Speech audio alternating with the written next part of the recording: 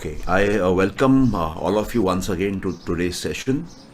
Uh, this session is based on the ancient knowledge of our land. It is not all that known, but it is extremely powerful. In this 1 hour session, I will take you through various aspects of it. We will first see what do we human beings want in life. हम अपने जीवन में धरती में क्या चाहते हैं इस जन्म में, और वहाँ तक पहुँचने के लिए आनंद से हम कैसे पहुँचे, और इस आनंद के पहुँचने के लिए हमारे ऋषि मुनियों ने कई हजारों साल पहले 4 माइंड्स की एक थ्योरी दी थी। ये मैं समझाऊंगा कि ये 4 माइंड क्या हैं, और यही चीज़ कपिल मुनि ने भी बोली है सांख्य दर्शन में, जिस पे सारे दर्शन आधारित हैं। यही चीज़ पतंजलि महर्षि ने बोली है योग दर्शन में, जो कि योग का मेन स्क्रिप्चर माना जाता है।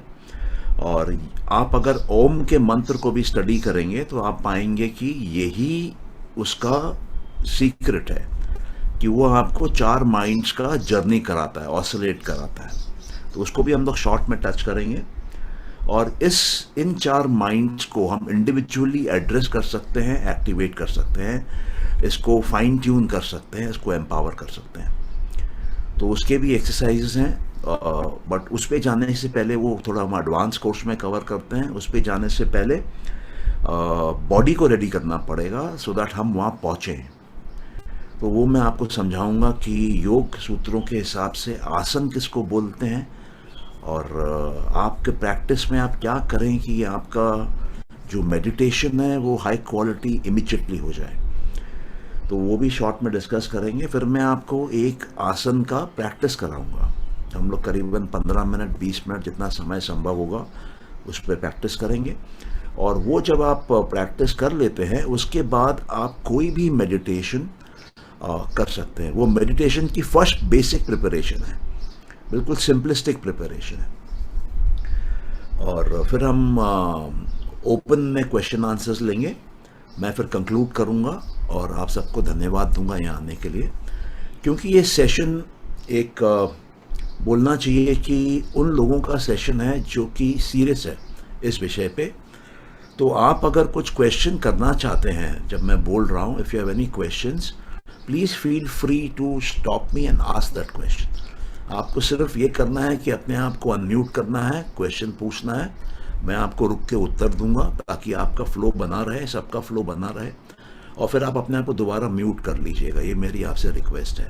ओके, किसी का कोई प्रश्न भी हो तो आप पूछ सकते हैं, वरना फिर मैं I will start my talk and then we will go into the practical part. Any question so far? No? Okay, fine. तो देखिए, हम सब धरती पे हैं, इस पे कोई डाउट नहीं है। हम सबको एक शरीर है, धरती पे एक जगत है, और ये शरीर, ये जगत के साथ हमारे साथ एक चित्त है, जिसको कि अंग्रेजी में शॉर्ट में माइंड बोलते हैं। कुछ लोग इंडिया में भी माइंड बोलते हैं, मन बोलते हैं, लेकिन राइट टर्म चित्त है। और हमको कहा जाता है कि हमारी एक आत्मा है जिसको हम कभी देख नहीं पाते हैं।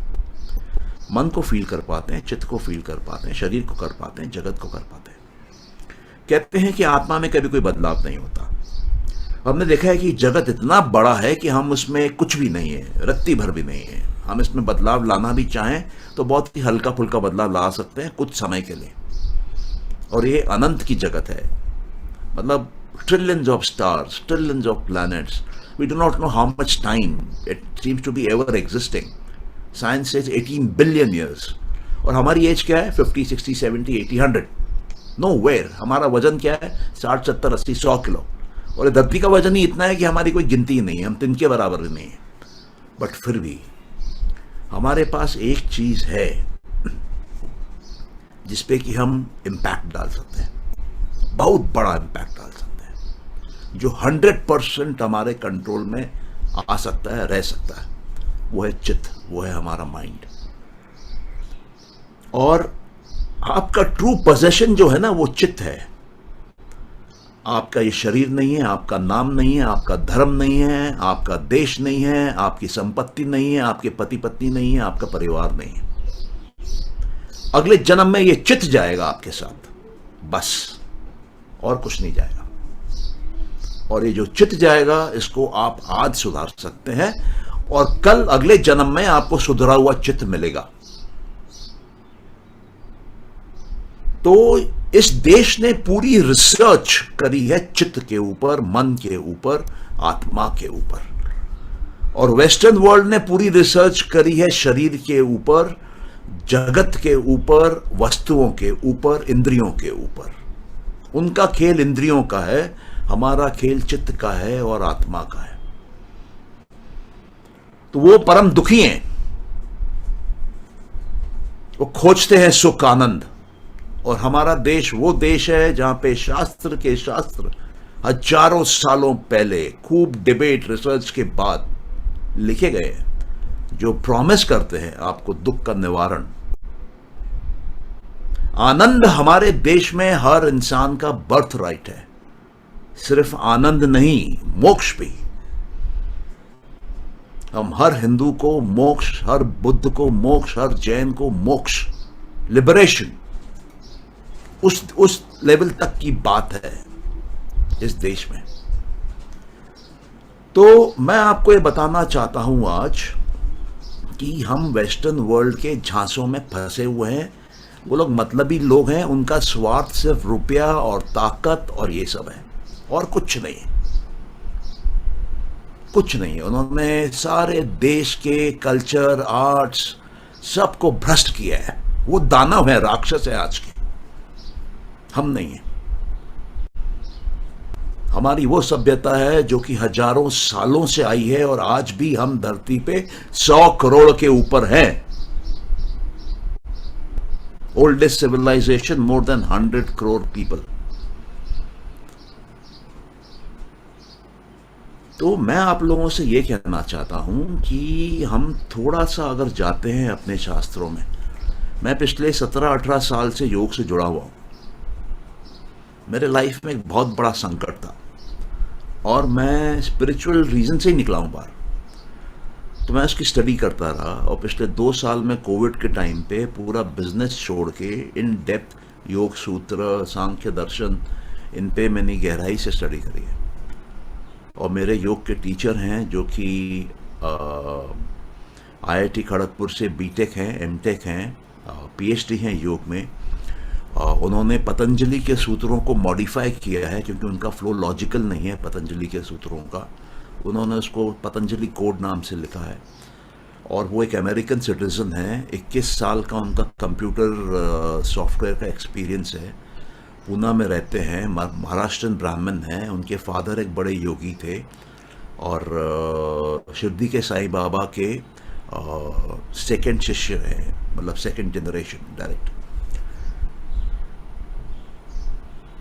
तो मैं आप लोगों के सामने वो पेश करने जा रहा हूं कि आनंद तो हम सबको चाहिए, हर समय चाहिए, हर पल चाहिए, हर एक्टिविटी में चाहिए। तो सवाल ये उठता है कि कभी किसी ने ये सोचा कि हम सबको आनंद क्यों चाहिए? भूख हमको लगती है, वो समझ में आता है कि शरीर की जरूरत है। हवा हमको चाहिए, पानी हमको चाहिए, शरीर की जरूरत है। आनंद किसकी जरूरत है हमारे अंदर? और ये आनंद के लिए कई वर्ड हैं। प्लेजर है, फन है, जॉय है, ब्लिस है। तो ये अलग अलग ग्रेड्स में क्यों है? किसी को मिलती है, किसी को नहीं मिलती है, क्यों है? किसी के पास दुनिया भर का रुपया है लेकिन सुखी नहीं है, दुखी है, बीमार है। और किसी के पास कुछ नहीं है, नंगा मलंग है, मस्त है, आनंद में है, क्यों है? वो संपूर्ण है, जिसके पास सब कुछ है वो अधूरा है, क्यों है? तो आनंद जो है वो हमारा बीज है। हम जब पैदा होते हैं तो जब हमारे पेरेंट्स साथ में आते हैं, संभोग करते हैं, उनके शरीरों में ऑर्गेज्म आता है, तब जाके वो कंसेप्चुअलाइजेशन होता है, वो फर्टिलाइजेशन होता है और फर्स्ट सेल बनता है बॉडी का, हमारा फर्स्ट सेल। वो फर्स्ट सेल जो है वो आनंद में बनता है, वो फ्यूजन आनंद में होता है। तो उनके शरीरों में होता है, उनके मन में होता है, और हमारी पैदाइश में वो सीड आ जाता है। और वो आनंद से हमारी ग्रोथ चालू होती है। उस आनंद को कपिल मुनि महत बोलते हैं, फर्स्ट प्रिंसिपल, महान प्रिंसिपल। वहां से शरीर बनना चालू होता है मां के कोख में, और शरीर बनते बनते उस बच्चे में अहंकार आ जाता है। अहंकार मतलब क्या हुआ? अहमकारा। अहम मतलब मैं, कारा मतलब करने वाला, आई am the doer. Western world ego बोलती है उसको, बेवकूफ है। वो बच्चा सबसे पहला एक्शन क्या करता है? मां के कोख से जबरदस्ती निकल के आता है। वो अहंकार है, वो फर्स्ट एक्शन है। वो वहां मां को कष्ट दे के आता है। तो ये अहंकार भी एक माइंड का एक पोर्शन है। फिर जब वो निकल के बाहर आता है संसार में, आया तो लड़ झगड़ के है, अनजाने में आया, पता नहीं बाहर क्या है। अंदर तो मां के कोख में सुरक्षित था 9 महीने, खाना भी मिल रहा है, पीना भी मिल रहा है, सब हो रहा है, मां पूरा ख्याल रख रही है। बाहर आ गया अनजान, उसको पता नहीं मैं कौन, कहां मैं, ये कौन। अब उसका मानस चालू होता है, अब उसका कॉन्शियस माइंड चालू होता है, अब उसकी इंद्रियां पहली बार खुलती हैं। वो बच्चा भयभीत है, निकलती रोना चालू करता है। मां के कोख में 9 महीना रोया नहीं वो कभी, वो बाहर निकल के ही रोता है पहली बार। और उसके बाद वो समझना चालू करता है क्या दिख रहा है, क्या सुन रहा है। वो अपने बचाव मोड में आ जाता है। वो सर्वाइवल माइंड है, कॉन्शियस माइंड। और जो शरीर उसका अंदर बनता है, अहंकार जब बनता है, वो सबकॉन्शियस माइंड है। वो सिंगल सेल से पूरा एक क्रीचर खड़ा हो जाता है, एक पूरा बेबी खड़ा हो जाता है। और वो आनंद के घड़ी के पहले क्या है? वो आनंद के घड़ी के पहले मां का ओवम है। और वो जो मां का ओवम है वो अकेले है, उसमें कोई बदलाव नहीं है। वो खड़ा है इंतजार में। वो मूल प्रकृति का रूप है।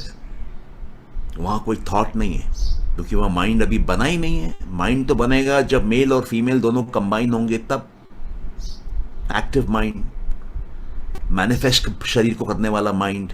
यहां तो एक माइंड बैठा है बस। तो ये जो माइंड है, ये मोक्ष वाला माइंड है, ये कैवल्य वाला माइंड है, ये फ्रीडम वाला माइंड है। तो एक माइंड आपका हो गया अंदर ओरिजिनल मां के, ओरिजिनल मां और कुछ नहीं। वो है मोक्ष, वो है फ्रीडम, वो है ओरिजिन, आपका जन्म, स्टार्टिंग पॉइंट। उसके बाद फ्यूजन पिता के स्पर्म के साथ, वो आनंद की घड़ी है। वो फर्स्ट सेल बनता है, वहां आपका भविष्य तय होता है, आपका ब्लूप्रिंट तैयार होता है वो मिलन में। और उसके बाद थर्ड, जब बच्चा धक्का देकर निकलता है बाहर, जन्म लेता है, अहंकार आता है। जिस बच्चे को अहंकार नहीं होगा वो बाहर निकल नहीं सकता है। और जब बाहर आ जाता है तो समझ में नहीं आता है कहां आ गया। तो वो कॉन्शियस माइंड डेवलप करता है, मानस। तो मतलब 4 माइंड हो गए। हम सबको 2 माइंड मालूम है, क्योंकि अंग्रेजों को 2 माइंड मालूम है, कॉन्शियस और सबकॉन्शियस। उसी पे किताबें लिखते हैं, उसी पे हमको बेचते हैं, और हमारे ग्रंथ पढ़ते हैं, हम ही को बेच के जाते हैं। The power of the subconscious mind. पता नहीं क्या क्या बहुत मिलेंगे आपको बाजार में।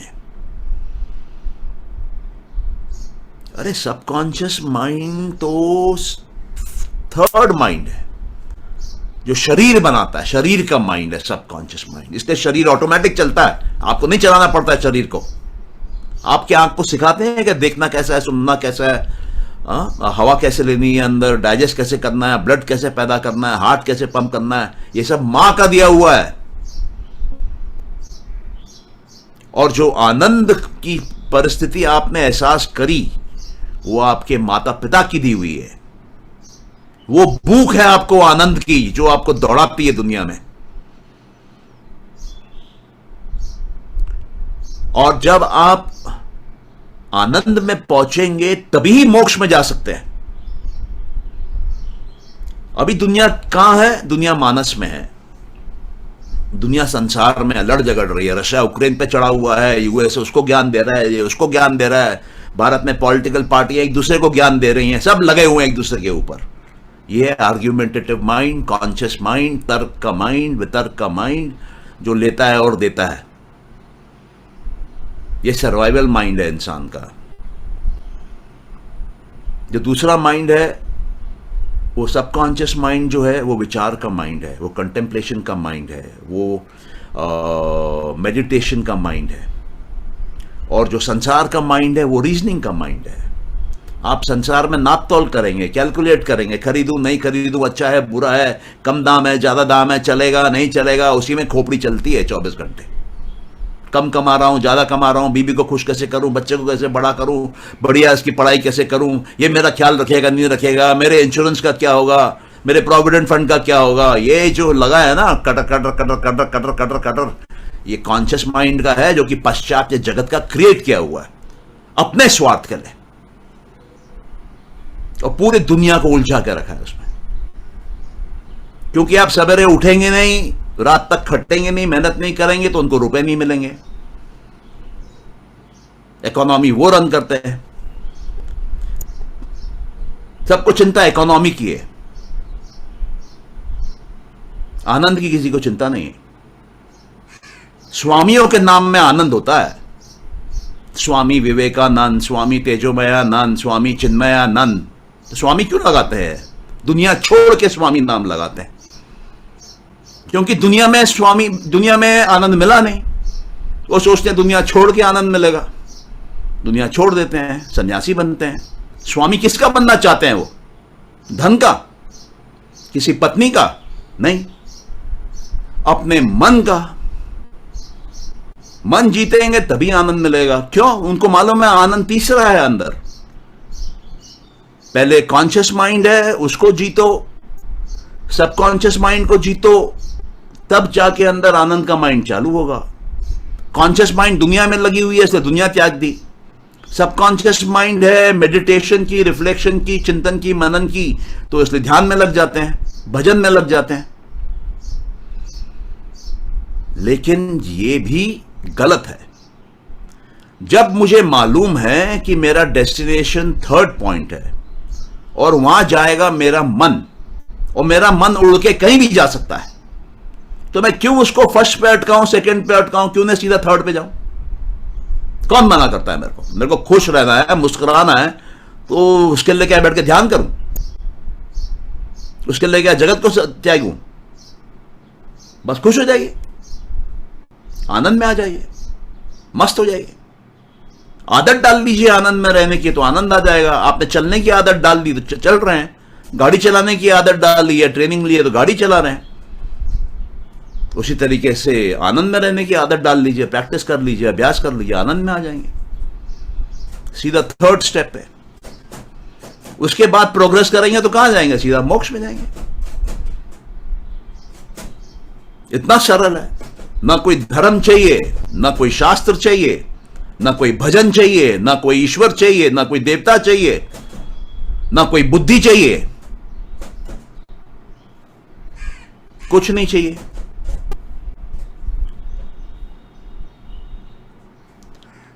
अब दिक्कत क्या है कि आप अगर फ्री फंड में आनंद में आ जाएंगे तो धंधा का क्या होगा बाहर?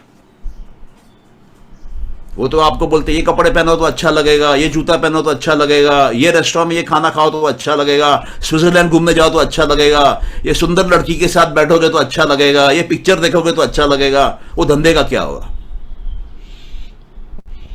तो इसलिए कोई नहीं चाहता है कि आपको सच मालूम पड़े कि आप आनंद के ही उपज है। वो ही आपका कोर है, सीड है, फर्स्ट सेल है, जो कोई नहीं बताना चाहता है आपको। तो हम लोग ये देखेंगे कि ये अलग अलग चार माइंड के रोल है, ऐसा भी नहीं है रोल नहीं है। जो लोग बाहर नौकरियां कर रहे हैं, जिनको बच्चे पाल रहे हैं, उनको रुपया चाहिए, उनको रीजनिंग करनी है बाहर।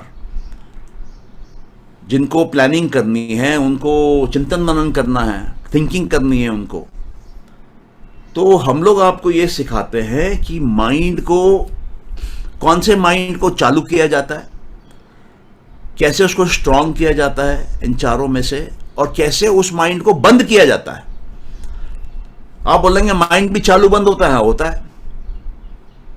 जैसे आप एक कमरे की लाइट ऑन या ऑफ करते हैं, एसी ऑन या ऑफ करते हैं, माइंड तो आपका है। ये किसने आपको बोल दिया कि सवेरे नींद से उठते ही आंख खोलते ही माइंड को चालू कर देना है? आंख चल रही है, आंख देख रही है, माइंड को प्रोसेस करने की जरूरत क्या है? शांति से देखो, जो दिख रहा है देखो बस। तो ये एक डीप सब्जेक्ट है, और उसमें जो लोग इंटरेस्टेड हैं उनको हम लोग ले जा सकते हैं।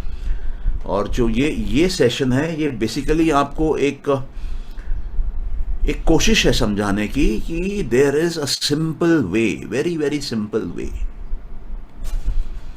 अब मैं आपको ओम के बारे में बताता हूं, फिर मैं आपको वाहेगुरु के बारे में बताता हूं। ओम में 3 शब्द हैं, 3 अक्षर हैं, और चौथा अक्षर साइलेंट है, क्योंकि आप 2 ओम मंत्रों के बीच में साइलेंट हो जाते हो। तो अ जो है वो कॉन्शियस माइंड को रिप्रेजेंट करता है, उ जो है वो सबकॉन्शियस माइंड को रिप्रेजेंट करता है, म जो है वो आनंद के माइंड को रिप्रेजेंट करता है, और साइलेंस जो है वो मोक्ष के माइंड को, तुरिया माइंड बोलते हैं, फोर्थ माइंड बोलते हैं, उसको रिप्रेजेंट करता है। अभी वाहेगुरु पे आ जाइए। व, ह, ज, ग और र, ये भी आपको वही सिखाता है कि 4 माइंड हैं, उस पर स्कैन करते रहो, टक टक टक टक। तो क्या होगा कि आपका फ्रीडम हो जाता है। कुछ लोग कॉन्शियस माइंड में अटके रहते हैं, उनका नेचुरल थॉट प्रोसेस वैसा हो गया है। कुछ लोग सबकॉन्शियस माइंड में अटके रहते हैं, प्रैक्टिकली कुछ नहीं कर पाते हैं, सिर्फ सोचते रहते हैं। कुछ लोग कुछ नहीं करते हैं, बैठे रहते हैं आनंद में। तो इन चारों माइंड्स में हमारी एक्टिवेशन होनी चाहिए, हमारे कंट्रोल में, जरूरत अनुसार, धर्म अनुसार, रिस्पॉन्सिबिलिटी अनुसार, ड्यूटी अनुसार। तो जब आप ये ओम का मंत्र का जाप करते हैं, आप स्कैन कर रहे हैं बार बार चारों माइंड्स को, घूम रहे हैं। तो क्या होता है कि आपका इनमें जर्नी फ्रिक्शन फ्री हो जाती है, उसको बोलते हैं लिबरेटेड। उसको बोलते हैं क्या मैं बोलूं, उसको बोलते हैं केवल्य में, कि वो इंडिपेंडेंट हो गया, अकेला हो गया। अब वो कहीं उलझा हुआ फंसा हुआ नहीं है, कहीं रुका हुआ नहीं है, कहीं अटका हुआ नहीं है, मुक्त है। यह है मुक्ति। तो सिर्फ ओम के मंत्र से भी मुक्ति मिल जाती है। वही चीज वाहेगुरु का है, 4 उसमें अक्षर हैं, आप उसको उस मीनिंग से जपेंगे, रिसाइट करेंगे, पार हो जाएंगे। नानक बोल करके जपो बस, और कुछ मत करो।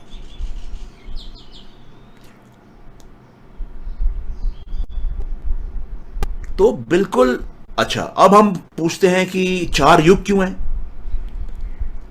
ये 4 युग इन 4 माइंड से जुड़े हुए हैं। 5 युग क्यों नहीं है, 3 युग क्यों नहीं है, 10 युग क्यों नहीं है? ये क्यों है कि यही 4 घूमेंगे? क्योंकि जो आपके मदर के कोख वाला, ओवम वाला माइंड है, वो सतयुग है, वो सच्चा है, वो प्योर है। वहां कुछ करप्शन नहीं है, कुछ पोल्यूशन नहीं हुआ है, अभी एक थॉट भी नहीं आया, एक स्पर्म भी नहीं आया। मां है पवित्रता में, प्योर, वो मोक्ष का माइंड है, वो सतयुग है। कलयुग क्या है? जिसमें हम हैं, मानस वाला, लगे हुए हैं रीजनिंग में, एक दूसरे को समझा रहे हैं, हिंदू धर्म बेटर है, मुस्लिम धर्म बेटर है, क्रिश्चियनिटी बेटर है, उसने इसको कन्वर्ट किया, इसने इसको कन्वर्ट किया, ये पॉलिटिकल पार्टी बेटर है, वो बेटर है, 1000 साल पहले ये हुआ, 10,000 साल पहले ये हुआ, लगे हुए समझाने में एक दूसरे को। ये कलयुग है। कलयुग में इंद्रियां काम करती हैं, क्योंकि ये रीजनिंग आपकी दुनिया को लेके होती है। दुनिया के मटेरियल में आप फंसे रहते हैं, इसलिए मटेरियल वर्ल्ड में उलझे हुए हैं। तो ये कलयुग है। अब कलयुग से सतयुग कैसे जाएंगे? सिंपल है। अगर आपको लीनियरली आना है, लाइन बाय लाइन आना है, रेल के डब्बे की तरह आना है एक एक करके, तो आप मानस से कॉन्शियस माइंड में आइए, सबकॉन्शियस माइंड से आनंद के माइंड में आइए, आनंद के माइंड से मोक्ष के माइंड में जाइए। अगर आप स्मार्ट हैं, सीधा ही कूद जाइए आनंद के माइंड में। आपको ना दुनिया त्यागने की जरूरत है, ना स्वामी बनने की जरूरत है, खुश रहिए बस।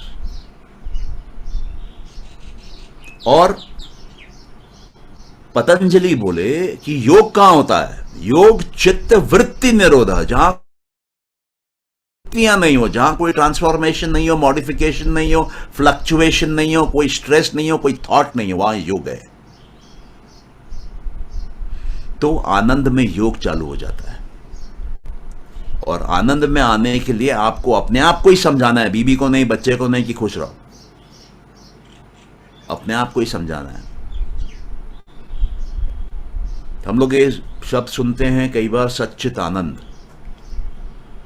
तो सच्चित आनंद का ये मतलब भी हो सकता है कि सत मतलब एग्जिस्टेंस, चित मतलब कॉन्शियसनेस और आनंद। तो जब आप एग्जिस्टेंस के प्रति कॉन्शियस हो जाते हैं तो आपके अंदर आनंद ऑटोमेटिक आता है। और सांख्य दर्शन में और पतंजलि भी बोलते हैं और कईयों ने बोला है कि ये संसार जो है ये दुख का घर है। क्यों है दुख का घर? क्योंकि हम मटेरियल वर्ल्ड, इंद्रियां और रीजनिंग माइंड, मानस, इन तीन को यूज कर रहे हैं, इसलिए ये दुख का घर है। और इसमें हम इसमें क्यों ऑपरेट कर रहे हैं? क्योंकि हमको अविद्या है। योग में बोला जाता है कि दुख का परम कारण अविद्या है, लैक ऑफ नॉलेज। और लैक ऑफ नॉलेज क्यों है हमको लैक ऑफ नॉलेज इसलिए है क्योंकि हम इंद्रियों से ज्ञान ले रहे हैं। तो ज्ञान इंद्रियां हैं, उनसे हम ज्ञान ले रहे हैं, और बाहर का ज्ञान तो लिमिटेड है। और जैसा बाहर का ज्ञान लेंगे आप, वैसा ही अंदर आप संस्कार पैदा कर रहे हैं, वैसा ही आप कर्म पैदा करेंगे। अगर आपने बाहर से कचरा ज्ञान ले लिया, आप कचरा पैदा करेंगे। इसलिए समाज की स्थिति बिगड़ती जा रही है, क्योंकि बाप बेटे को कचरा दे रहा है और बेटा अपने बेटे को और कचरा देगा।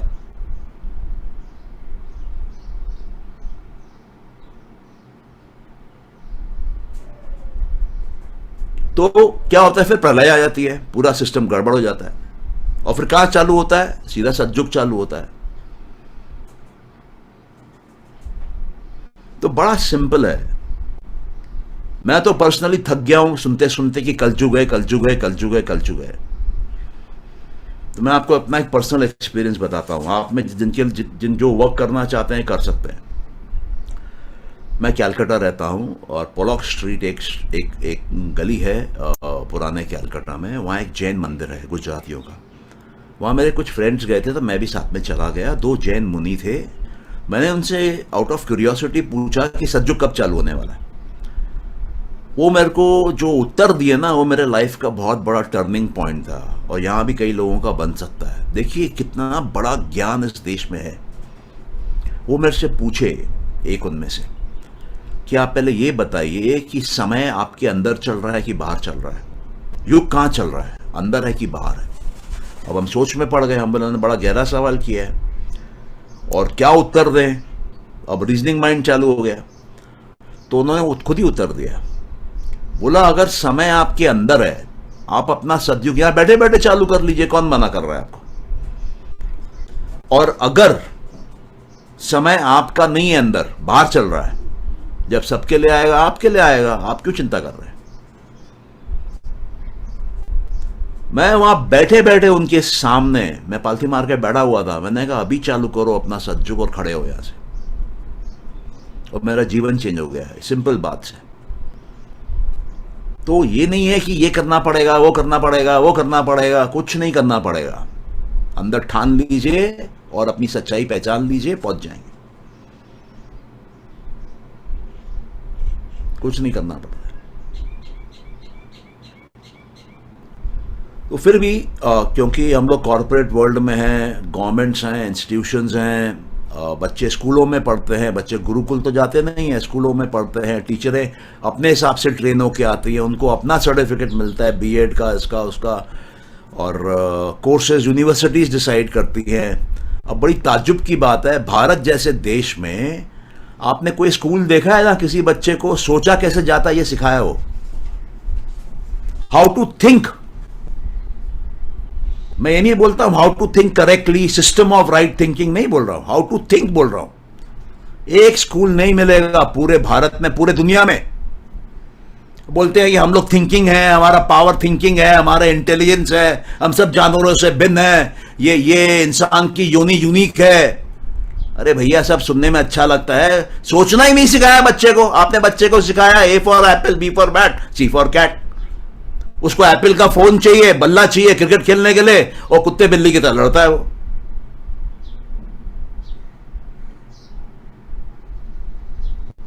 थिंकिंग नहीं सिखाई।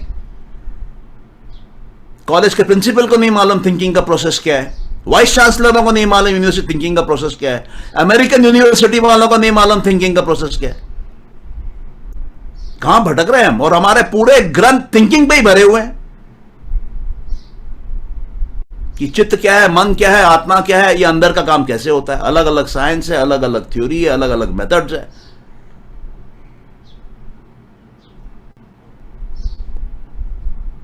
तो हम अपने कोर चीजें छूट गई है। थिंकिंग नहीं मालूम, हैप्पी नहीं मालूम, बस वो रीजनिंग में लगे हुए हैं।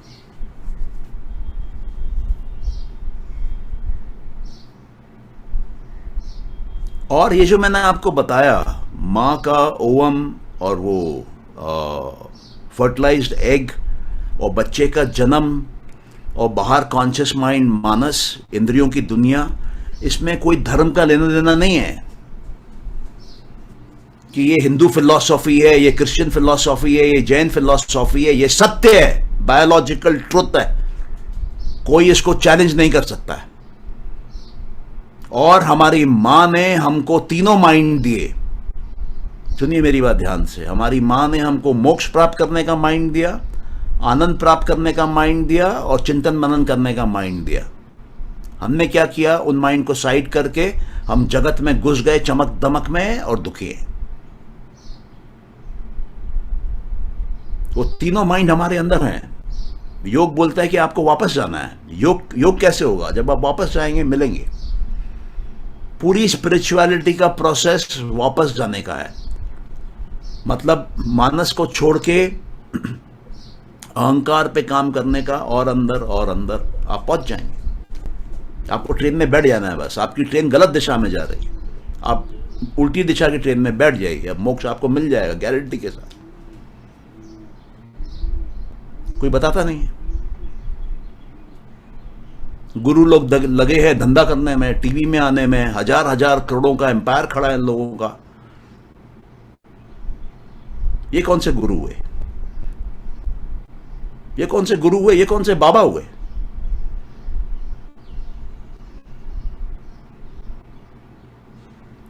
पूरे पतंजलि के योग सूत्रों में आसन पे मात्र 8 शब्द है, 8 वर्ड्स, और प्राणायाम पे 4 सूत्र है 196 सूत्रों में से। और पूरी दुनिया आसन कर रही है, प्राणायाम कर रही है, हम भी साथ में कर रहे हैं।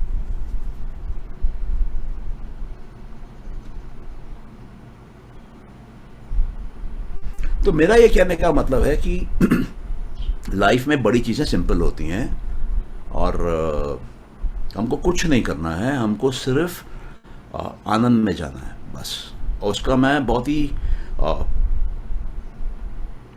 ही सिंपल तरीके हैं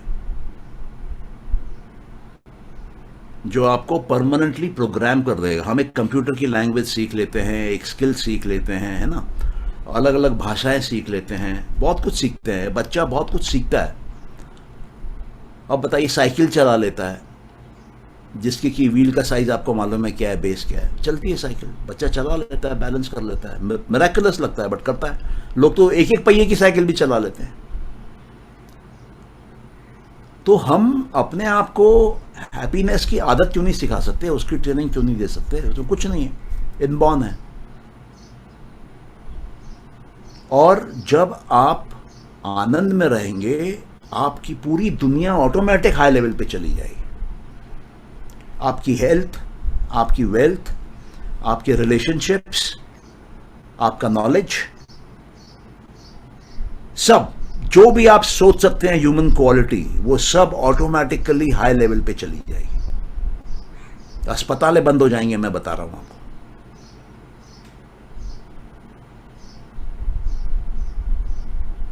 तो ये हम लोग को सीखना है और ये अवेयरनेस फैलानी है। और ये भी संभव है कि जब आनंद फैलेगा तो अगला पड़ाव सतयुग का है।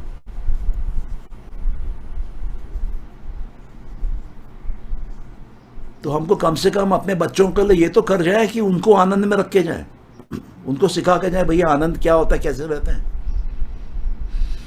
कम से कम सतयुग हम लोग नहीं देखें, वो लोग तो देखें।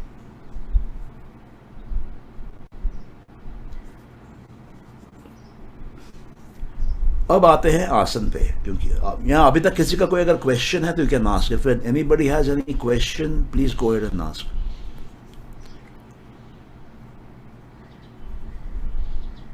No questions? हाँ प्लीज पूछिए, आपने आपको अनम्यूट कर लीजिए,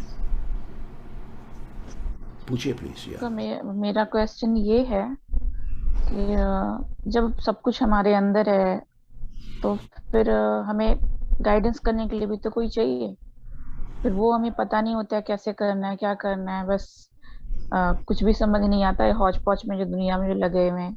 जैसे आपने बोला कोई नहीं चाहिए, तो गुरु तो चाहिए, कोई गाइडेंस तो चाहिए गाइड करने को। मैं मैं आपको तो उत्तर वो देता हूँ। कैसे? हाँ मैं आपको उत्तर देता हूँ। हम लोग को वेस्टर्न वर्ल्ड में ये बताया जाता है कि हमारी 5 ज्ञान की इंद्रिय है, वी हैव 5 सेंस ऑर्गन्स। योग सांख्य ये बोलते हैं कि हमारे 6 हैं। छठा क्या है? माइंड है, मानस है। यही मानस जो है, ये जो आपको बाहर भटकाता है, ये आपको अंदर का रास्ता भी दिखा सकता है रीजनिंग करके। कैसे दिखाता है? जब एक बार आपके पास बाहर से नॉलेज आने लगता है और आपको समझ में आता है कि बाहर का नॉलेज इनएडिक्वेट है, ये मेरा पर्पस सर्व नहीं कर रहा है, कुछ कमी है, तो उस केस में क्या होता है कि वो अंदर देखना चालू करता है। और पहली बार वो बच्चा, अब हो सकता है मर्द बन गया हो 50 साल का, वो अपने माँ के दिए हुए सबकॉन्शियस माइंड में जाता है, वहाँ पे चिंतन मनन चालू करता है और फिर करते करते रास्ता खोजता है, बाहर भी खोजता है। कोई जैसे आपने कहा कि गुरु या कोई गाइड या कोई किताब या कोई ग्रंथ या कोई सिस्टम खोजता है। खोजते खोजते उसको असिमिलेट करते हुए, जोड़ते हुए वो और अंदर जाता है। और ये जो अंदर का ज्ञान चालू होता है, जो माँ का दिया हुआ है, जो उसके बॉडी में है, वो अभी ओपन अप होने लगता है। उसको प्रज्ञा बोलते हैं, उसको इंट्यूशन बोलते हैं। तो ज्ञान 2 प्रकार का है। हम जो हिंदू लोग और जो बाकी इस धरती के जो लोग हैं इस देश के, हमारा ज्ञान 2 प्रकार का है। एक संसारी ज्ञान है जो इंद्रियों से आता है, और एक प्रज्ञा का ज्ञान है जो अंदर से आता है, उसको हम लोग ब्रह्म ज्ञान बोलते हैं। और जो विदेश की दुनिया है उसका पूरा ज्ञान बाहर से आता है। तो वो लोग आप देखेंगे किताबें, लाइब्रेरीज, इन सब पे उनका बहुत बिलीफ, बहुत फेथ रहता है। लोग एक एक दिन में एक एक किताब पढ़ते हैं। लेकिन नॉलेज आपके अंदर ही है, पूरी पूरी नॉलेज है।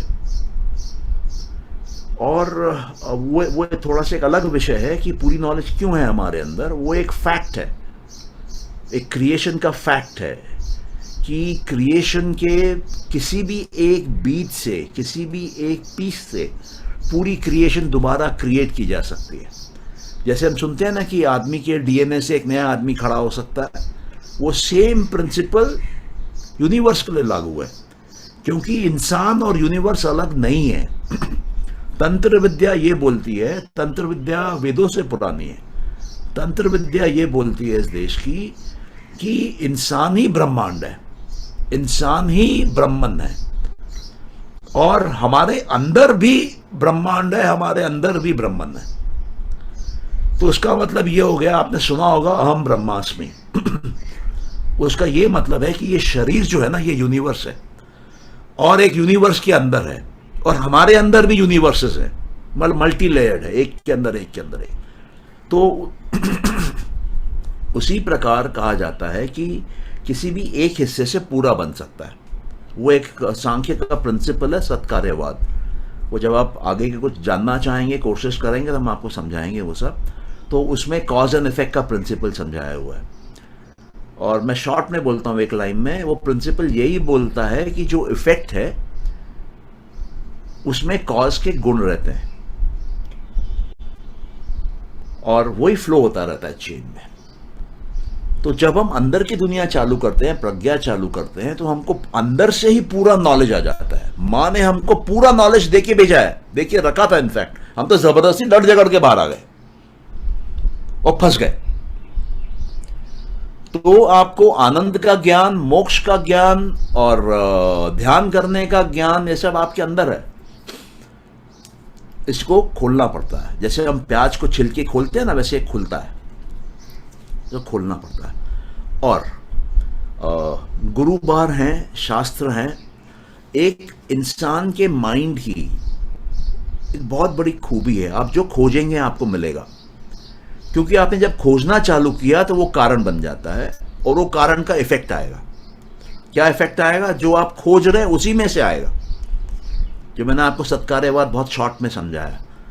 तो आप जो भी खोजेंगे आपको मिलेगा, गारंटी के साथ मिलेगा। मैं बता रहा हूं, मैं तो सज्जुक पूछा उनसे कब आएगा, वो मेरे को बैठे बैठे वहां दे दिए। अब बताइए, वो जैन मुनि आज के युग के बैठे बैठे दे दिए। बोले कि युग तय करो, अंदर है बाहर है, अंदर है तो अभी ले लो, बाहर है तो वेट करो। ये सत्कार्यवाद है। आप जो कारण बनाएंगे वैसा आएगा। आपको तय करना है कि आपको माइंड में क्या बीज डालना है, वो कारण बनेगा बीज, उसके अनुसार फल आपके पास आएगा, गारंटी के साथ आएगा। ये कुदरत का नियम है, तो वो आएगा। या तो आप अगर गुरु खोजेंगे, गुरु आएगा, या गुरु का समय हो जाएगा, गुरु आएगा, सब आएगा। या और कोई क्वेश्चन? आपका क्वेश्चन आंसर हुआ? हाँ समता जी। यस सर, समझ गई। Thank you so much, thank you so much sir. Yes. कोई क्वेश्चन नहीं यार? ओके। तो हम लोग बढ़ते हैं आगे। मैं जो कह रहा था कि आसन के बारे में, योग में 8 शब्द है, योग सूत्रों में। तो अपने एक सूत्र को देखेंगे, वो ये उससे सिंपल सी बात बोलता है कि आसन जो है वो सुखी होना चाहिए और स्थिर होना चाहिए, बस। सुख स्थिर आसनम, 3 शब्द है आसन डिफाइन करने के। तो मतलब क्या हुआ कि हमको कोई पालथी मार के अलग अलग एंगल से, अलग अलग पोज में नहीं बैठना है, पोस्चर में नहीं बैठना है। ऐसा क्यों बोला जाता है? कि शरीर स्थिर होना चाहिए और शरीर सुख में होना चाहिए।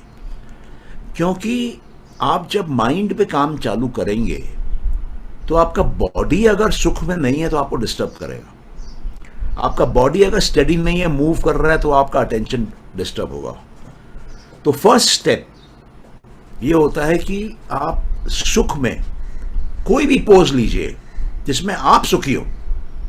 कोई डेफिनेशन नहीं है कि ऐसा बैठना है, वैसा बैठना है, यहां बैठना है, वहां बैठना है, कुछ डेफिनेशन नहीं। जिस पोज में भी आप सुखी हैं, आप कुर्सी पे बैठ के ध्यान करने में सुखी हैं, कुर्सी पे बैठ जाइए। आप जमीन में बैठ के पालथी मार के सुखी हैं, बैठ जाइए। आप पलंग पे बैठ के करने में सुखी हैं, बैठ जाइए। सोफा पे है, बैठ जाइए। लॉन में बैठ के करना चाहते हैं, बैठ जाइए। आप लेट के करना चाहते हैं, लेट के कर लीजिए। जैसे मैं करता हूं बिस्तर पे लेट के, क्योंकि मेरे लिए कंफर्टेबल है, मेरा ध्यान फटाक से लगता है। तो कुछ बड़े बड़े स्वामी हैं जो लेट के मेडिटेशन करते हैं। ये जो आसन है ना, ये भी एक इंडस्ट्री है। ये इंडस्ट्री है, धंधा है। अब इंसान को उतनी आसनों की क्या जरूरत है? आसन का नॉलेज होता तो ईश्वर पहले ही सिखा के भेजता ना भाई। आंखों को कैसे देखना सिखा के भेजा है, कान को कैसे सुनना सिखा के भेजा है, सब सिखा के भेजा है। हार्ट को सिखा के भेजा है, पंप कैसे करना है। पूरे बॉडी के सारे सिस्टम ऑटोमेटिक चलते हैं। तो ये आसन एक मैन मेड है, एक्सटर्नल है। ये आपको योग में सुविधा नहीं देगी, क्योंकि ये रीजनिंग माइंड से है। क्योंकि ये मानस है। तो लोग करते हैं आसन, अच्छा लगता है कि मेरी बॉडी की बीमारी ठीक होती है, मेरा फिटनेस होता है, मैं ब्यूटीफुल लगती हूँ, लोग बोलते हैं मेरे को एक्सरसाइज करना है इसलिए मैं कर रही हूँ, वो सब अलग रीजन है। लेकिन योग करने के लिए, मेडिटेशन करने के लिए आसन का डेफिनेशन बड़ा सिंपल है, आराम से बैठ जाइए बस, जहां भी आपको मांगता है, जैसा आपको मांगता है। आपका शरीर आराम में, मन आराम में होना चाहिए, पहला। दूसरा, जो भी पोज आप लेते हैं, अगर आप 15 मिनट के लिए ध्यान कर रहे हैं तो ये दिमाग में रखिए कि 15 मिनट तक शरीर हिले नहीं। आप उसको होल्ड कर सकते हैं क्या उस पोजीशन में 15 मिनट? अगर आप 1 घंटा का मेडिटेशन कर रहे हैं तो वो पोज लीजिए जिसमें आप 1 घंटा विदाउट मूवमेंट, बॉडी का मूवमेंट नहीं होना चाहिए, बॉडी कंफर्टेबली स्टेडी होनी चाहिए, इतना ही रिक्वायरमेंट है। अच्छा, कुछ और एड ऑन्स हैं जो कि एक्सपीरियंस लोगों ने जोड़ा है। एक ये कि प्रिफरेबली एक ही जगह करिए, तो मतलब आप अपना रूम या कोई जगह फिक्स कर लीजिए। सेकंड, ये बोला जाता है कि हो सके तो टाइम भी एक फिक्स कर लीजिए, तो उस टाइम में और उस रूम में या उस स्पॉट में या उस कुर्सी पे अगर आप रिपीटेडली करेंगे तो जैसे ही आप उस समय में आएंगे आपका माइंड मेडिटेटिव हो जाएगा। आप उस कमरे में एंटर करेंगे आपका माइंड मेडिटेटिव हो जाएगा। आप उस कुर्सी में बैठेंगे, वन शॉट आपका प्रोसेस चालू हो जाएगा, तो बॉडी यूज टू हो गई है, माइंड यूज टू हो गया, हैबिट लग गई है। एक सबकॉन्शियस माइंड पे वो एक्टिविटी चली गई है जो पहले कॉन्शियस लेवल पे मानस कर रहा था। तो सबकॉन्शियस माइंड में आ जाना मतलब आप अपने माँ के अंदर के दिए हुए नॉलेज पे आ गए, आप अपनी बुद्धि नहीं खटा रहे, और वो सेफ, कंफर्टेबल और फास्ट प्रोसेस है सब। तो यही कहा गया है आसन के बारे में। और पहले जो प्रैक्टिस कराई जाती है, जो अच्छे टीचर रहते हैं, गुरु रहते हैं, वो पहले प्रैक्टिस यही कराते हैं कि आप कंफर्टेबली बैठ जाइए और इस बॉडी पे ध्यान दीजिए, ताकि आपकी बॉडी तो नहीं हिल रही है, बॉडी को हैबिट डालिए। और जब आप कंफर्टेबली कर लेते हैं 6 दिन, 7 दिन, 10 दिन, उसके बाद अब आप ध्यान चालू करिए। तो ध्यान क्या है? लोगों को ध्यान के बारे में भी बहुत भ्रांतियां हैं। ध्यान मतलब आप ध्यान की प्रक्रिया में थोड़ा सा 2 लाइन 3 लाइन में और एक्सप्लेन करता हूँ। ये 3 स्टेज प्रोसेस है। पहला प्रोसेस है धारणा, जिसको कंसंट्रेशन बोलते हैं।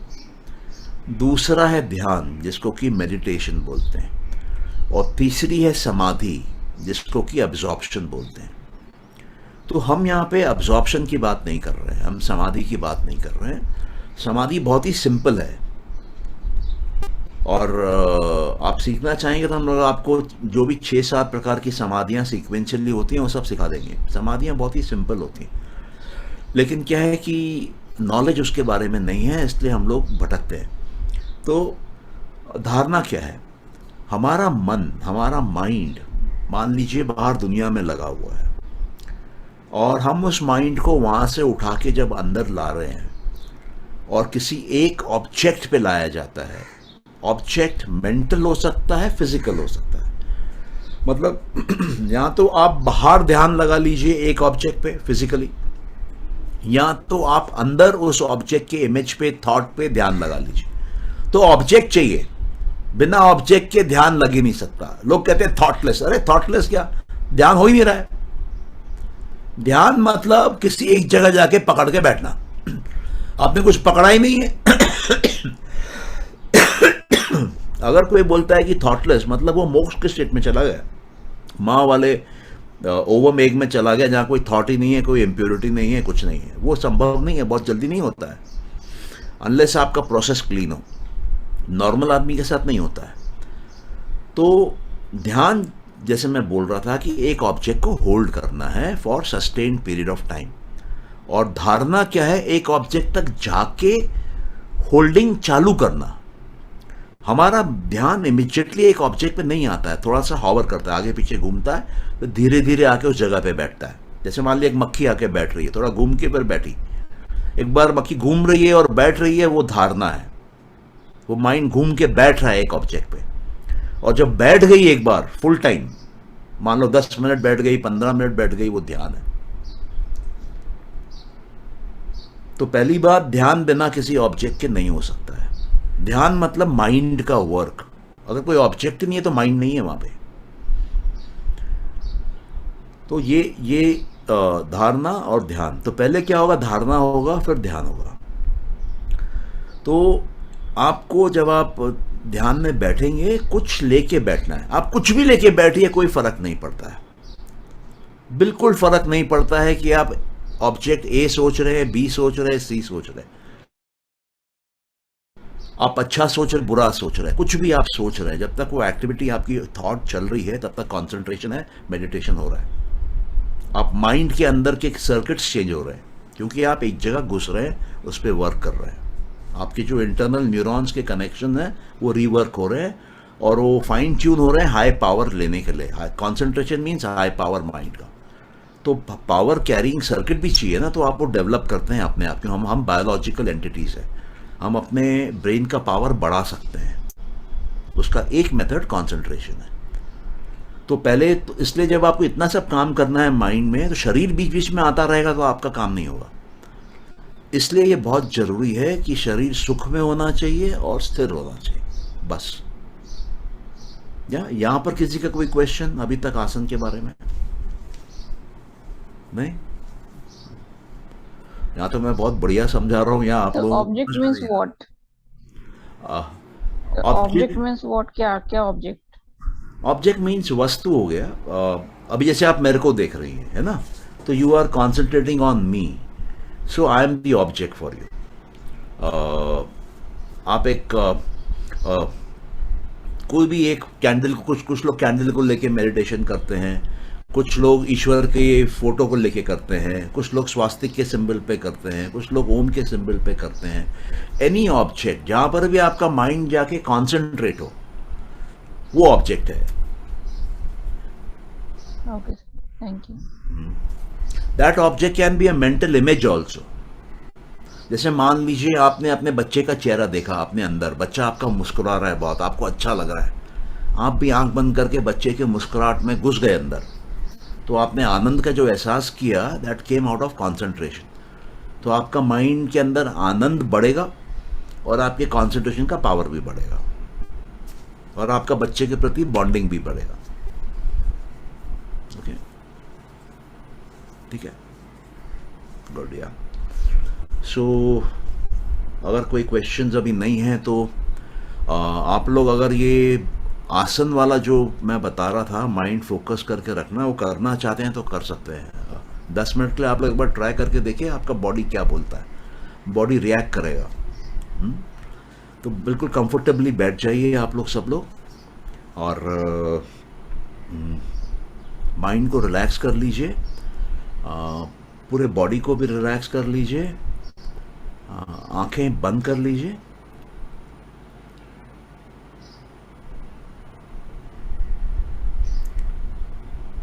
और अपने बॉडी पे एक नजर रखिए बस। You may please start.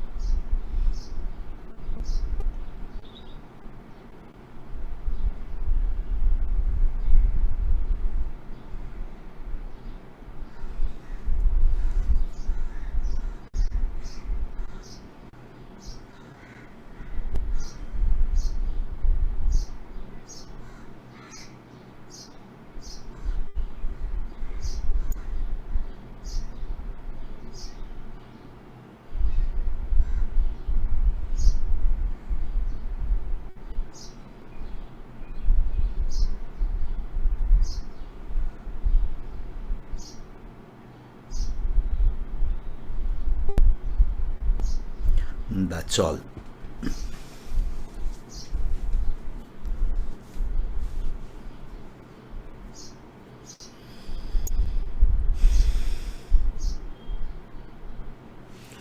कोई अपना एक्सपीरियंस शेयर करना चाहेगा कि क्या एग्जैक्टली फील हुआ? बोलिए प्लीज। सो एक्चुअली शुरुआत में तो मैं अपनी बॉडी के ऊपर फोकस कर रहा था, जैसा आपने कहा। फिर जैसे महावीर स्वामी की एक मूर्ति है, उसके ऊपर मैंने फोकस किया, तो धीरे धीरे मन भटक भी रहा था। फिर वापस मैं उसको वापस उस मूर्ति के ऊपर लेके आ रहा था। तो ये प्रोसेस चलता रहा पूरे समय। हाँ, और तो जैसे ये कोई साउंड आता तो मन भटक जाता, फिर वापस उसको मैं लेके आता। उस तरह से ये प्रोसेस चल रहा था। ओके। तो आपने जो एक्सपीरियंस किया उसको धारणा बोलते हैं। आप उसको धारण करने की कोशिश कर रहे थे माइंड को, और वो धारण नहीं हो रहा था, वो आगे पीछे भाग रहा था। आप उसको फिर धारण करके ले आ रहे थे। धारण मतलब होल्ड करना। तो ये फर्स्ट स्टेप है। और आपके केस में बॉडी ने आपको डिस्टर्ब नहीं किया, है ना। बीच में आपका जो कान से आवाज़ें आ रही थी वो था। वो जब थोड़ा सा प्रैक्टिस एडवांस करेंगे तो ये कान वाला भी सब बंद हो जाएगा। कुछ पता ही नहीं चलेगा क्या है, आपको होश ही नहीं रहेगा, बाहर की दुनिया का होश नहीं रहता है। या ओके, हाँ प्लीज बोलिए। हम सर, प्रणाम गुरुदेव। हाँ प्रणाम, बोलिए। सर ये जो मेरा नाम ज्योत्सना। हाँ तो बोलिए। मैं ये जो ध्यान करती हूँ, ये जो आज्ञा चक्र में द्वादश को लेके, लेकिन मेरा वो सर धारणा ही रह जाता है, ध्यान नहीं होता। पहले से कर रहे हैं, ध्यान में जाती नहीं, खाली धारणा ही रहता है सर। नहीं, आपके कोई टीचर हैं क्या, कोई गुरु हैं क्या, स्पिरिचुअल गुरु हैं क्या? Yes sir, we have a group. इसीलिए आपका यहाँ ज्वाइन भी थोड़ा देर से कर पाई। सुबह 4 बजे से 7:30 तक है, इसीलिए थोड़ा देर से ज्वाइन कर पाई सर। Sorry sir. नहीं कोई बात नहीं। मेरा आपको ये सजेशन है कि जो भी आपके गुरुजी हैं या जो उसमें सीनियर लोग हैं उनसे शेयर करिए एग्जैक्टली आपका एक्सपीरियंस क्या हो रहा है, क्योंकि अलग अलग सिस्टम्स में करती हूँ सर उनसे। तो I share every day we have a dhyan, but I just wanted to join you and आपका थोड़ा experience sir. Okay, then I have a question for you. Whatever you are experiencing, is it recent or has it been persisting for a long time? No sir, persisting for a long time, because we have this Patanjali Yoga Sutra classes be for 2 months. That's why I was interested. Sir ये class में थोड़ा active होती हूँ, लेकिन ये ध्यान और धारणा, ध्यान में even I feel awkward to tell my Gurudev and all. नहीं, आप मेरी बात सुनिए। आप मेरी बात सुनिए। Okay, Patanjali Yoga Sutra has got nothing to do with kundalini yoga. Okay, आप जो आंख वाली बात बोल रही हैं, that is connected with the kundalini yoga. That is a different yoga. It is part of Hatha yoga. It is a tantric practice. Excuse me, sir. Samyatam, sir. Sir, actually we do this dharana of Vigyan Bhairava. Now अभी 28 चल रहा है sir, विज्ञान भैरव का। विज्ञान भैरव कौन करवा रहा है आपको? हमारा सर है सर, उनका PhD भी विज्ञान भैरव में हो रहा है उनका। नहीं, आप देखिए, मैं आपको हाथ जोड़ता हूँ, ठीक है। मैंने आपसे स्टार्टिंग में कहा कि स्पिरिचुअल गुरु हैं क्या। तो ये जो आपको विज्ञान भैरव करा रहे हैं, Vigyan Bhairav is very advanced practice. Okay, 112 उसमें धारणा के प्रैक्टिसेस हैं। They are connected with tantra. You must understand what is tantric philosophy, then you will be able to practice. And you must know what is Kundalini and what are the various chakras and how are they activated by somebody who is a Siddha Purush. I mean, he has got it activated himself. Then he can guide you. But if he is having knowledge, संसारी ज्ञान अगर है ना, आंखों से कान से सुना हुआ, he will not be able to guide you. And you will have problems. So that is why I was asking you, do you have a spiritual guru? I use the word spiritual guru. Okay? I think you need a spiritual guru. You are experimenting too much, and I don't think you are prepared at this stage to experiment. you will cause yourself more harm. Okay, Thank you, this is, sir. yeah. मैं बोलूं कुछ? हाँ please बोलिए आप, sorry. मैं जो भौं के बीच में जगह है वहां ध्यान करती हूँ और ओम का, ओम सोचना और यहाँ ध्यान करना। फिर मैं सोचती हूँ कि कुछ दिखना चाहिए, कोई लाइट या समथिंग, पर बस यही कोशिश करती हूँ। आप लाइट क्यों देखना चाहती हैं? I mean, कुछ तो दिखेगा ना। ये अच्छा रहा। बोले इतनी मेहनत कर रहे कुछ तो दिखे, कुछ तो ध्यान करना चाहिए। ये तो ओरिजिनल बात है बिल्कुल यार, इतनी मेहनत कर रहे कुछ तो दिखे, लाइट ही दिखे। ओम का ध्यान जरूर करती हूँ। नहीं ओम, मैं आपको कुछ शॉर्टकट्स बताता हूँ। यहाँ देखना चाहिए कि नहीं, ये बताइए। देखिए ये एक्चुअली मैं आपसे भी वही सवाल करता हूँ। ये जो तीसरी आंख है। आपका कोई स्पिरिचुअल गुरु हैं? नो नो, नथिंग, नोबडी, कोई नहीं। ओके, तो फिर मैं जो आपको सजेस्ट कर रहा हूँ, आप ओम करिए बस। हाँ ठीक है, ये मत करिए। अच्छा हाँ, तो ओम में आप क्या करिए, मैं वही बता रहा हूँ आपको। ओम के इफेक्ट्स को मल्टीप्लाई करने के लिए सिंपल तरीके से जी, आपके मोबाइल पे आप ओम के एप्स मिलेंगे आपको। हाँ जी मिलते हैं, हाँ जी मिलते हैं। तो वो आप रात में जब सोती है ना, हाँ जी, उस समय आप उस ऐप को धीरे से चला के रख दीजिए कमरे में। ठीक है। इतना वॉइस नहीं होना, इतना साउंड नहीं होना चाहिए कि आपकी नींद डिस्टर्ब हो, लेकिन इतना होना चाहिए कि उस कमरे में वाइब्रेशन हो रही है बस। हाँ जी हाँ। आप देखेंगे साइलेंटली आपके अंदर रातों रात काम चलता रहेगा। 6 महीना, साल, 2 साल, पूरा बदलाव अपने आप इंटरनली हो जाएगा। नहीं पर ये जो आप बोल रहे हो चला देंगे, उसको बंद भी तो करना है क्या? सारी रात चलता रहेगा? सारी रात चलता रहेगा, आपको सुनाई नहीं देगा। मतलब वॉल्यूम ऐसा होना चाहिए कि आप सुन नहीं पा रहे हैं, आपके नींद को डिस्टर्ब नहीं कर रहा है। एक लो वॉल्यूम पे। कभी तो बंद हो ही जाएगा, चार्ज खत्म हो जाएगा तो वो बंद हो जाएगा।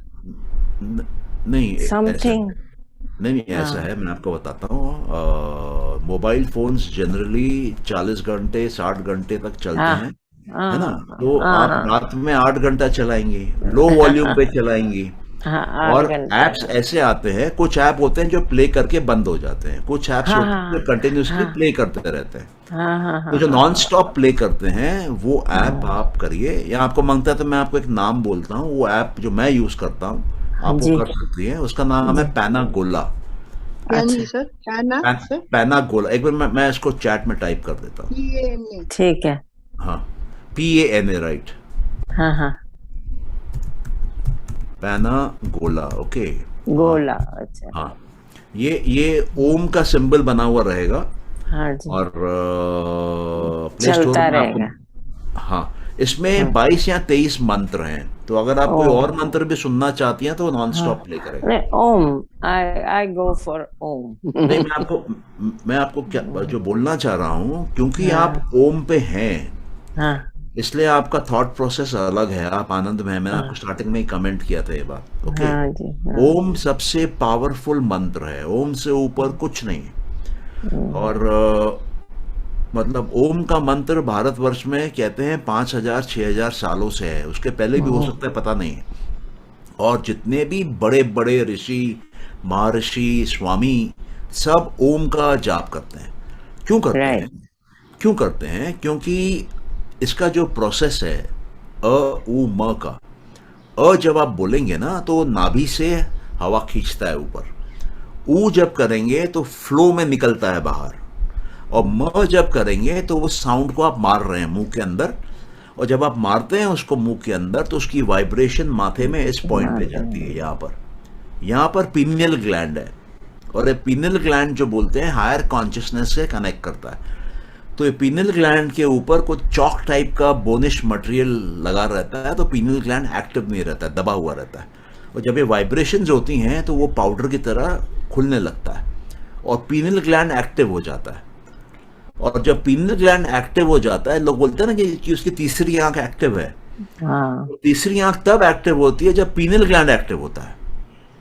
तो वो उसको एक्टिव करने का प्रोसेस है ये ओम का मंत्र का जाप। और आप इसको जाप करें या सुने, हाँ, बोलना दोनों चाहिए कि केस में नहीं? एक मिनट जरा, आप इसका जाप करें या सुने, दोनों केस में सेम इफेक्ट है। ओके। तो इसलिए मैं आपसे सजेस्ट कर रहा था, रात में आप चला के 8 घंटा चलेगा तो आपको उसका बेनिफिट मिलेगा। आपको 6 महीने में ही बहुत बदलाव नजर आएगा। हो सकता है ठीक आपको है। लाइटें दिखने लग जाए। लाइट कब दिखती है मैं बताता हूँ आपको। हाँ जी, हाँ जी। जब जब आप हायर स्टेट ऑफ कॉन्शियसनेस में जाते हैं, जहाँ पर कि आपको ब्रह्मन का दर्शन हो रहा है, आत्मन का दर्शन हो रहा है, वहाँ पर लाइट्स आती हैं, वहाँ पर ल्यूमिनोसिटी आती है, वहाँ पर फ्लैशिंग होती है लाइट्स की। कुछ लोग एक्सपीरियंस करते हैं, तो वो इमेजिन करने से नहीं होगा, वो इंटरनली ओके। जनरेट होगा। अपने वो एक आप बायोलॉजिकल प्रोसेस है, वो इंटरनली जनरेट होगा। आप उसको अगर इमेजिन करेंगी ना तो और डिले हो जाएगा। वो आप उसको फोर्स मत करिए, उसको नेचुरली इवॉल्व होके आने दीजिए। राइट। क्योंकि जिस चीज को भी आप फोर्स करेंगे ना, आप वहां पर रुक जाएंगे। Okay, thank you. Welcome welcome. Yeah, if no questions, then can we close? हाँ बोलिए please. So if I want to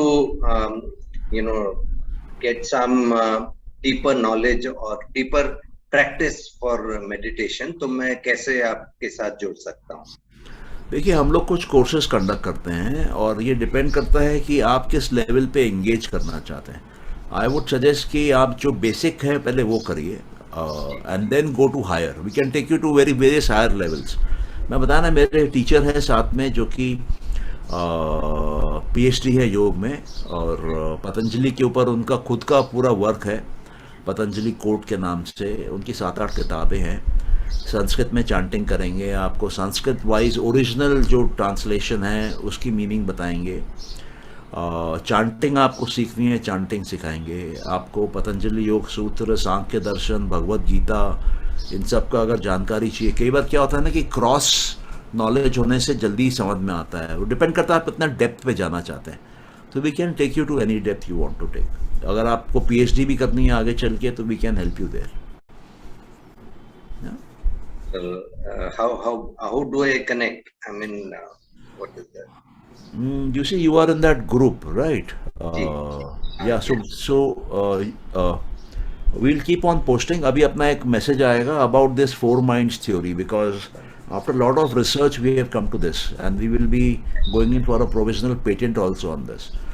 So I want you to dive deeper into this. This is a shortcut method, okay? Right. But if you want to sit on the river side and enjoy the flow of the water, then we can take you to various scriptures also. Okay. No, I'm not interested. I'm more interested in delving deep. Into the direct process, so that. No, you see, what will happen is ना, knowledge ऐसा होता है कि एक बार आप चालू करेंगे तो रुकता नहीं। जी। हाँ, तो हम आपको पहले एक स्ट्रक्चर्ड तरीके से डालना चाहते हैं अंदर। You have some idea and then you choose where you want to expand more, अभी आप you are at a preliminary stage in my view. Sure. So let us give you some 3-4 courses and then you go deep. Okay. Yeah. Can I leave, please? Yeah, of course. Anyone Thank who wants to leave can leave. Thank you. Closing this Thanks. shortly. Yeah, welcome. If there are no questions, then can we close? Chaliye, okay. Thank you so much. Thank you, sir. Thank you so much. Thank you so much. Yeah, God bless you.